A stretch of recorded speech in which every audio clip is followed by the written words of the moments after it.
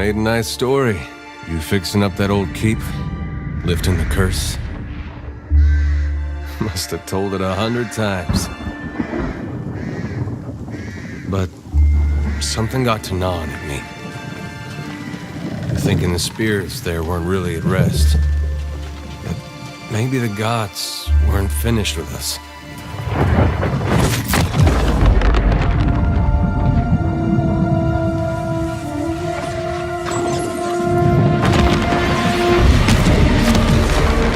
I used to dream that when my God came back, he would forgive us.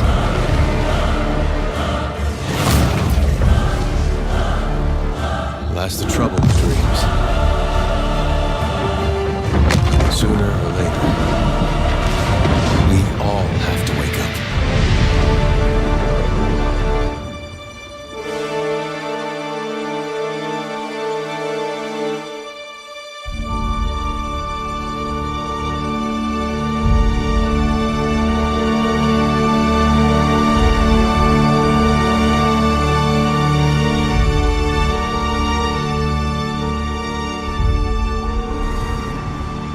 So you wake to a sleepless world, the in-between of life and death. Follow your memories. You have been here before. You have seen past the shroud. You are a watcher now, and a watcher you will stay. A watcher sees souls, knows their pasts, and the souls see them back.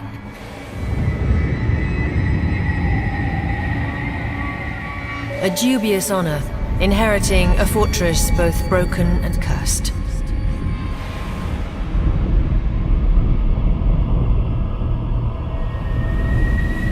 What is a god? A higher power? A rewarder of good deeds and punisher of the wicked?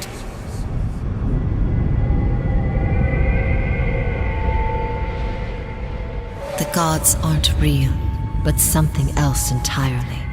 Something created by people.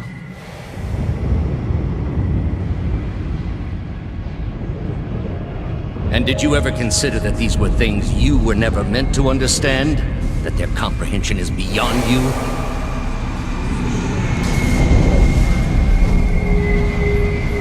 Let the world see. Let them decide what to do.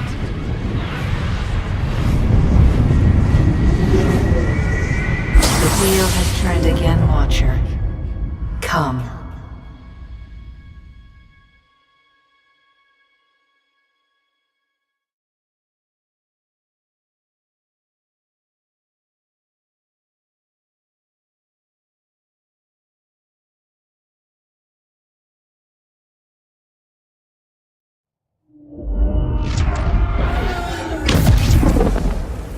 An aged dwarf shares this strange floating platform with you.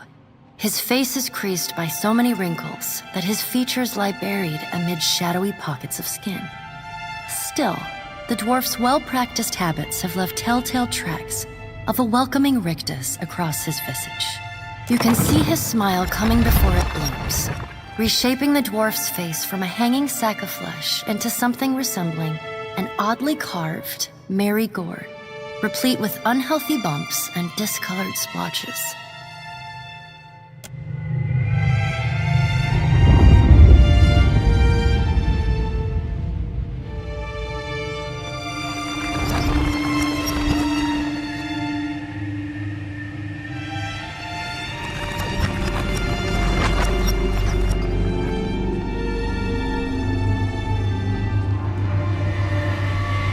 Sit.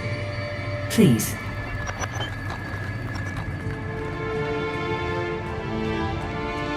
Thank you for joining us, Watcher of Cadnua. The gaunt woman seated at the table is clad in time-worn black armor that seems too massive for her to move in. A pale, slender neck rises from the gorget, topped by a hollow face. The milky skin stretched across it is delicate and translucent, like parchment that has been scraped clean too many times. She is preoccupied with the arrangement of cards on the table between you. With each movement, her armor squeaks and groans as though bearing an incredible weight. She places a final card, gives a nod of satisfaction, and raises her eyes to meet yours. Your brush with the divine has drained you of your powers, fractured your memories. Look upon these cards. They represent the courses of your life. You alone know best how they flowed. Arrange them to fit what you remember.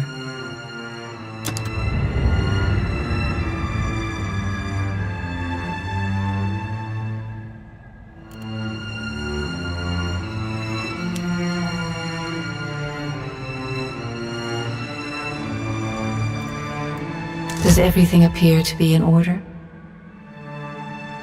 Good. Welcome to the Beyond. I am Barath. One half, anyway. She points a finger in the direction of the dwarf who led you here. Though the movement is slight, her gauntlet squeaks like a rusty hinge. The dwarf's rictus returns as he nods in the woman's direction. Tell me, do you remember when we last met? You came to that tower seeking our aid. You prayed for help in reaching Theos, beyond the Court of Penitence, but would not pledge yourself to me. Still, a pledge unmade stands fairer in this court than a pledge broken. She places a card in the middle of the arrangement. A bell tower with no bell. Her fingertips slowly drag away from the card, faintly creaking as they retreat across the table. You had need of the gods once before. Now it seems we have need of you. The being that occupied Otnua's statue beneath your castle was the dead god, Aothus. Of this, we are certain. What we do not know is what his intentions are. Though Aothus stole a large fragment of your soul, you were strong enough to survive the onslaught and enter the in-between. You and he are still connected. He has chosen a body made of living Audra, perfused with the power of thousands of souls, including yours. No. But neither is your body truly alive. Your lungs draw breath, your heart pumps blood, but your flesh is as soulless as a hollowborn. That is, until I return you. She delicately places a card upright on the table. The art depicts souls flowing out of a pillar of Audra. I know. It is my business to know. 322 in Cadnua and your surrounding lands. Their souls remain in Aothus still. You have the power to save them. Serve me and I will return you to your body. Or don't, and return to the wheel. Good. Before you return to Aora as my herald, you must remember who you were, the last whisper of life in death. For a moment, the sockets of her eyes darken, leaving the pits of a death's head gazing out at you. When you can picture your own face, the Beyond will lead you back to your own kind, to the world of mortals.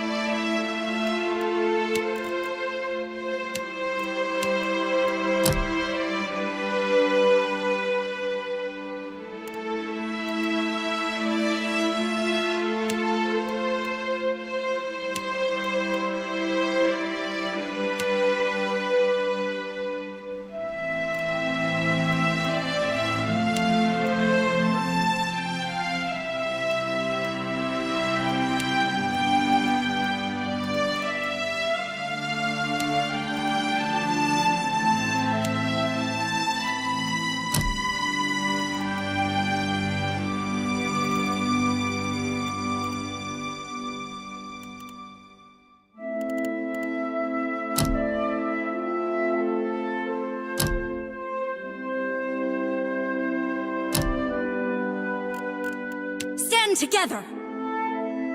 Let us end this! Charge!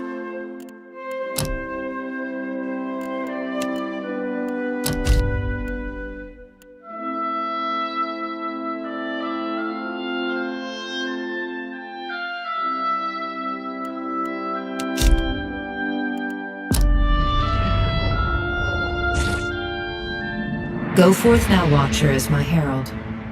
Know that I do not give you this title lightly. When the time comes, you will have the power to reveal the souls that cling to you, to open the gateway from the in-between to the waking world. Find Aethys. Learn his plans. When I have cause to talk to you, I will summon you. With a quick gesture of her hand, you feel a sharp pain in what would be your chest. The pain continues, intruding deeper into your soul. Looking down, you see a small lump of darkness roiling within you. The dark... A chime. Do not fear, Herald. It will not harm you unless you choose to cross me. I trust it will not come to that. Her gauntleted hand gestures to the dwarf, hovering nearby.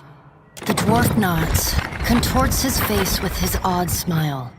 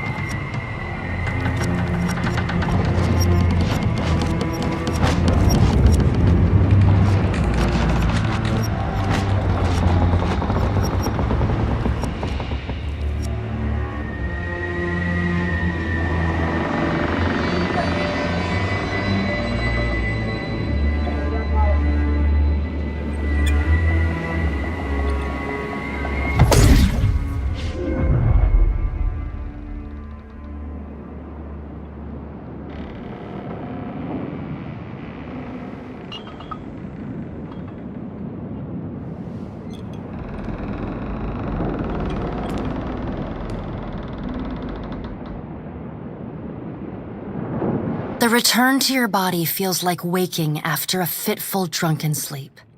The rocking of the ship sends pain jolting through your limbs. Crashing waves hammer inside your skull. Oh, there's no way. You're awake. What are you doing awake? How are you feeling? Me? You don't remember? Adair points at his face, which he seems to be arranging into his most recognizable expression. Receiving no response, he shrugs. I'm the captain of this boat, and I was real big back in Deerwood. Had this keep called Cadnua.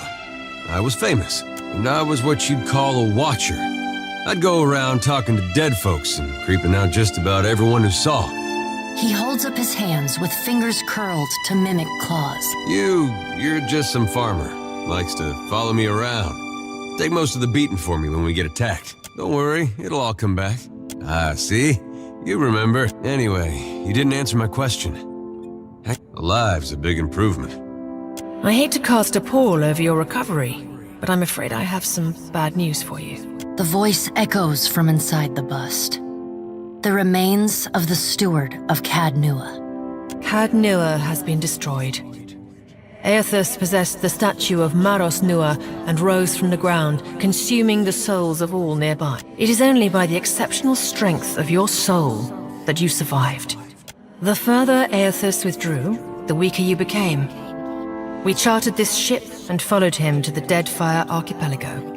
I know not how, but it seems he has retained a piece of your soul, and proximity to it has brought you back. How could you know all that? You've been faking on us. He pokes at your shoulder with one finger. Misfortune's brewing topside. Magrants fires the captain stirs. An older man with ale-sour breath rubs his bloodshot eyes and stares at you. Engrim, the smell of drink on your breath could wake the very dead. Now what's this about? Pirates. They're demanding parley with you, Captain. I know this is asking a lot, but you better arm yourself and get on deck. Should be some gear in there. He indicates a nearby wardrobe.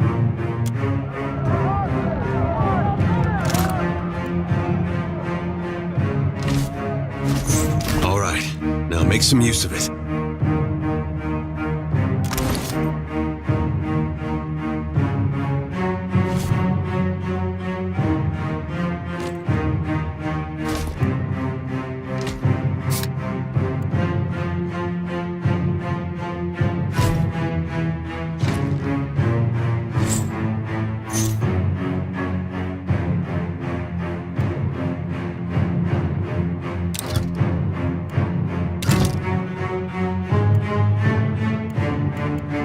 The pirates of Deadfire are notorious. I suggest you deal with them quickly.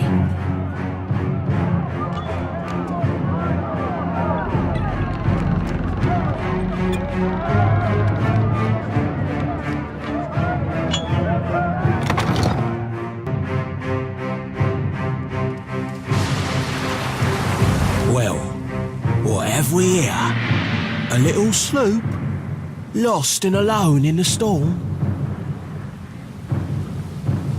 I'll be taking your ship now, if you don't mind. And especially if you do. Well, at least he asked. I am a gentleman of fortune. Give her up easy, and I'll see you get a swift death. It'll be bloody and agonising, sure. In the blood and flesh. Aye, that I am. And you're a dead woman. Now then, me and my mates will be helping ourselves to your ship. There's no need to see her sunk by the storms. Or my culverins. Listen up, mates. I'm off to spear me a bigger fish. One with sharper teeth like. I'm trusting you lot not to cock this up. Don't play with the crew if you'd but don't bring me any prisoners. None that are alive. You had bandwidth after... Defend the ship!